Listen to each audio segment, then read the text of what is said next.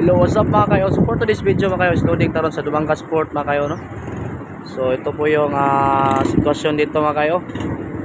Dami-dami rin kami mga pasahero ngayon mga kayo, no? At saka 4 wheels yung mga karga namin mga kayo, at saka motor mga kayo, no? Kasi konti lang yung ano dito mga kayo, no? Yung 10 wheels. Yan mga kayo. Dami kaming pasahero mga kayo. Yan. Mayroong isa ding ano, barko sa Montenegro mga kayo, naglo-loading mga kayo. Yan. Si Rina Ibon mga kayo. So yung pasahero mga kayo dito sa amin mga kayo, no? Kasi walang pasahero yung ano, Rina Ibon. Yan, dito lahat yung pasahero sa amin mga kayo. Yan. Doon pa mga kayo. Yan pa mga kayo. Yan.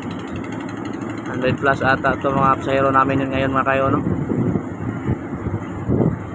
So yan lang update natin ngayon mga kayo. Salamat sa panonood at God bless. Ingat lang tayo palagi mga kayo.